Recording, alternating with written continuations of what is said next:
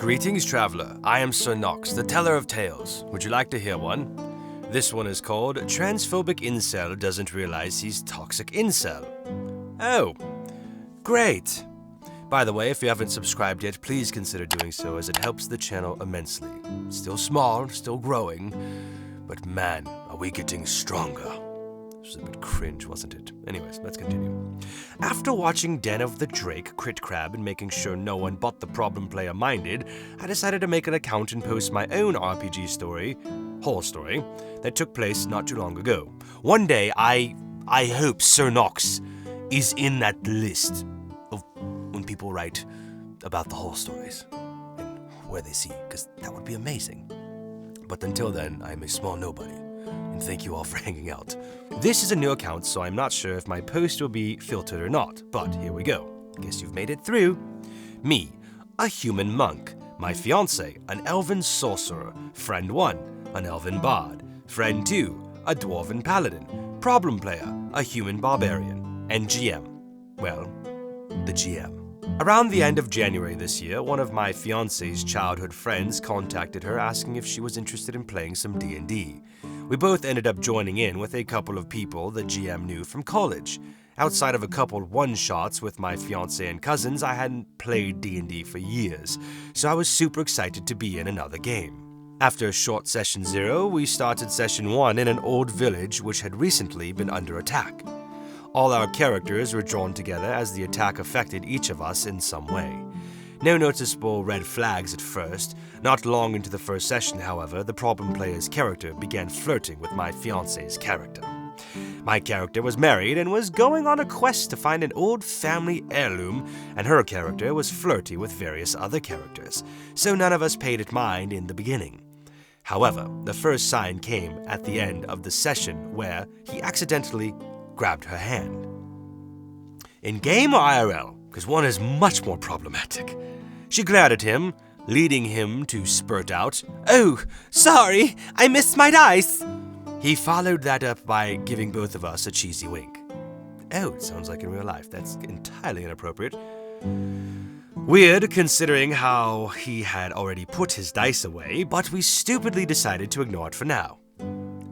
The next couple of sessions weren't terrible. Barbarian continued flirting with my fiance's character.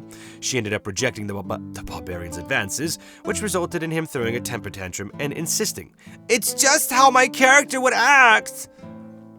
Weird and convenient. Anyway, the GM asked if we could play on the coming Sunday afternoon instead of Saturday, as he wouldn't be able to make it. The bard said that time wouldn't work for him because he had church obligations. He asks if they could do Sunday evening instead. Barbarian rolled his eyes and said, "Oh, jeez, make us miss D&D for church?" He smirked at Paladin, who gave an uncaring shrug. The GM responded, "It doesn't matter. I can do Sunday evening if you all can. Will that work? We'll have to cut the session short, though." Barbarian, "Figures." Paladin, "We changed our last session for you." "But my reasons are important. Monk Bard, what do you think?" Both my fiancé and I are also Christian, but we don't go to church nearly as often as Bard does. From what we understand, Barbarian thought we were atheists, like GM and Paladin. None of us minded. Yeah, we were disappointed we would have a shorter session, but things come up. Most of us apparently understood that, not, however, our problem player. Barbarian mumbled something about Bard shoving his religion down our throats and stormed off. What? Well, he was struggling with a couple classes, so we all decided to cut him some slack. GM said he'd talk to Barbarian tomorrow. While GM didn't tell us at the time, he texted Barbarian asking him what was up. To make a long story short, they got into a rather heated argument. Barbarian said once Bard learned GM was trans, which he already knew, he'd abandon him just like the GM's family did. For obvious reasons, GM was really hurt by this. He didn't share this story with us at the time, and I'm not sure why he invited Barbarian back after the exchange. Looking back, I wish I would have said something. Yeah, I didn't know, but I still feel like crap thinking about it. The next session came and Barbarian was pissed and smelled of alcohol. GM was jittery and not up to his normal game. We asked if he wanted to cancel that day, but he shook his head and we continued the session like normal.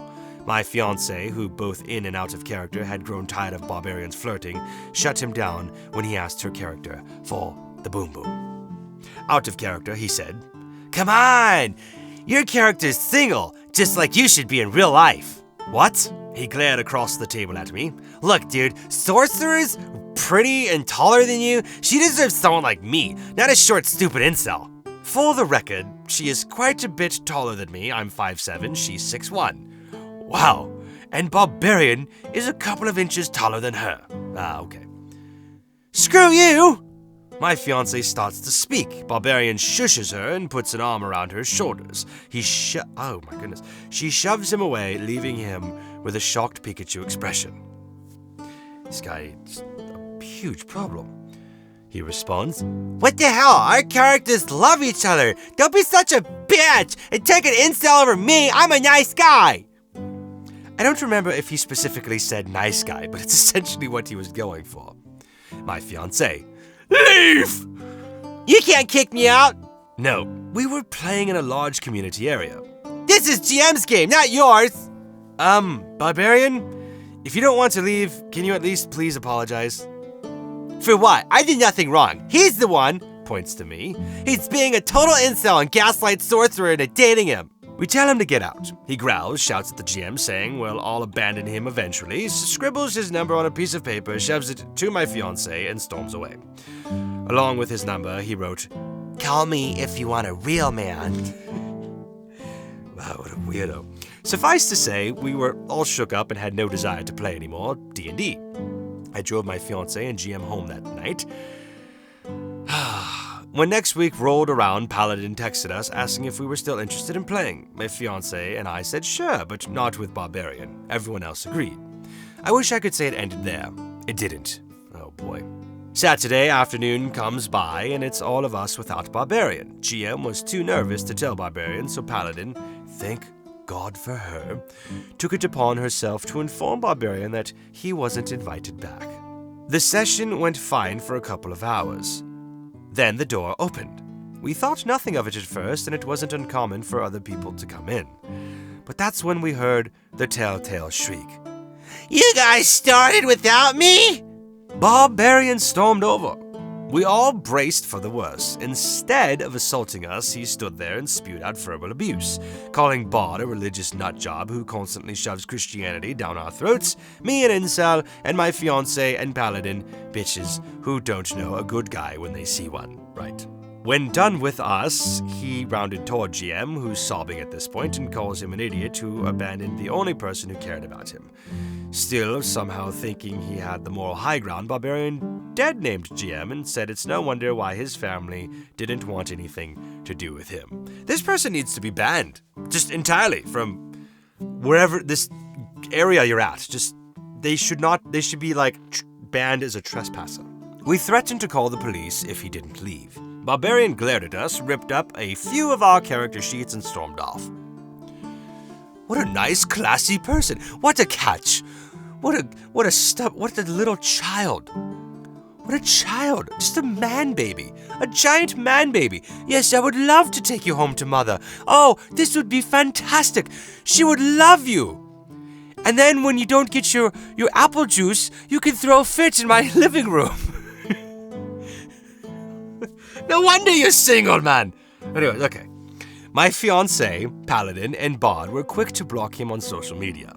I, however, was a little slow and received this lovely message from him. "I can't believe how you treated me. No, how you treated me and Sorcerer. It's obvious she isn't into you. You forced her to date you, and I doubt she really is your fiancé. Be lucky I, the gentleman that I am, did not beat the crap out of you the moment I saw you. I'm done with all your Napoleon crap. She is too. We've all had enough of it. I'm coming back next session. By then, I expect you to have broken up with Sorcerer and apologize to both of us for being a short little incel. Oh, and tell her and the other two cowards to unblock me, idiots. I'll be there next week, awaiting my apology." GM also received a nasty message, but he didn't want to share it with any of us. Frankly, I don't blame him. We ended up not playing that week. My fiancé and I were worried GM was going to potentially end themselves, so we spent the weekend with him. It's very supportive of you, because that could be quite traumatic for someone, I'm assuming, like that. I wouldn't know, but I can only imagine it not being an easy thing to go through. So, good for you for prioritizing that and making sure they stayed safe and felt comfortable and companioned. That changes a lot when people just feel like they have someone there that cares. Believe it or not. Okay. Once he was comfortable enough, we did start playing again, though this time in his apartment. Good. Changed the venue where Barbarian can't show up. None of us heard from Barbarian again. An acquaintance told me Barbarian was arrested after beating up a girl who rejected him. Oh, well, that's not surprising. I don't know if it's true or not, but it unfortunately does sound like something he'd do. Either way, I think we're all better off without Barbarian in our lives. I agree.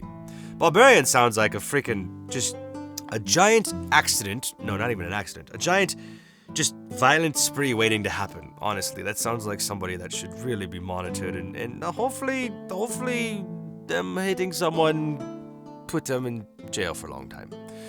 Because they need to be removed from society safely. Just put them in a box somewhere. That would be fine, I think, in a cell. And jeez, I can't believe people like that actually exist. Like, how unaware can you possibly be? It's baffling, really. I mean, how could you act like that? And what? How do you tell someone that about their fiancé that like they want to be with you and not them? It's just, oh my goodness. There has to be a mental issue, right? There just has to be. That can't be normal. Anyways, I don't know, but good that Barbarian's gone and you guys are able to continue on, hopefully, and have a lovely time. Anyways, that concludes our tale for today. If you'd like to hear more, come back and I shall tell you one.